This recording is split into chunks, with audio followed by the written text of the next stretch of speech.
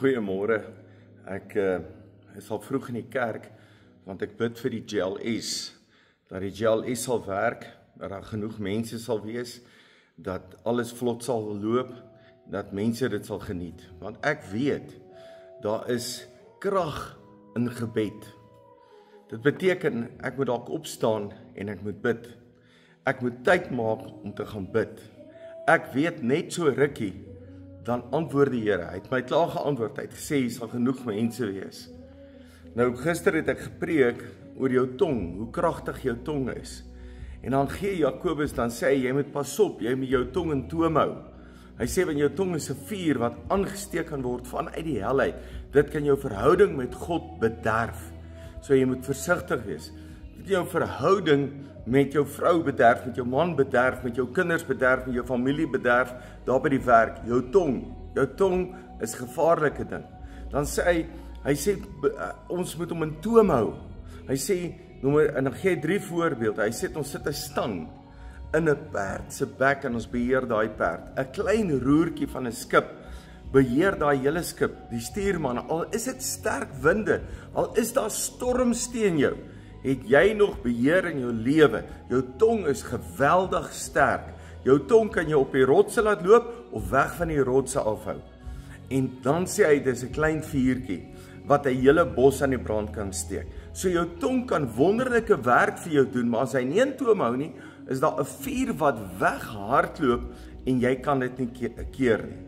Nou, ek wil jou leer en besef dat jy moet reg praat oor jou eie lewe. Ek kan nie jou lewe stuur nie. Ek kan nie jou vuur keer nie. Ek kan nie goeders doen wat jou beïnvloed nie. Ek kan jou inspireer. Ek kan jou van gedagte laat verander, dat jy vir my luister. Ek dink dis geweldig belangrik. Maar ek kan net my eie lewe stuur. Ek kan net goed doen in my eie lewe.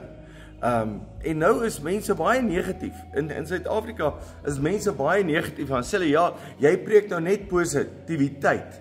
Maar wil jy eerder positief wees as om negatief te wees? Jy kies om negatief te wees. Dan wil ek jou aanmoedig, kies om positief te wees. Kies om te doen wat die Here sê.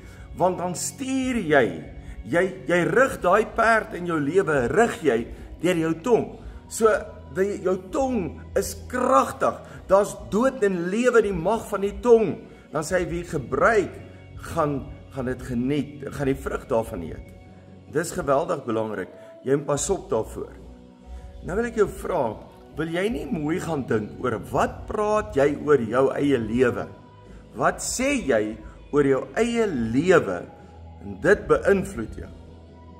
Dit beïnvloed jou. Soos jy sê, ag, ek sukkel om te bid. Dan gaan jy nooit bid nie.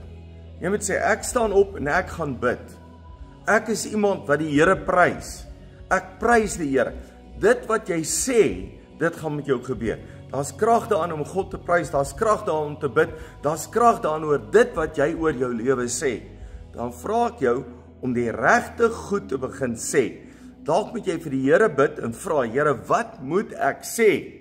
Maar laat ek die regte goed sê. Dankie dat jy na die waarskuwing van die Bybel luister.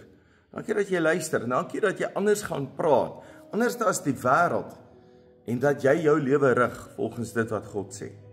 Dankie dat jy luister. Jy's 'n great blessing.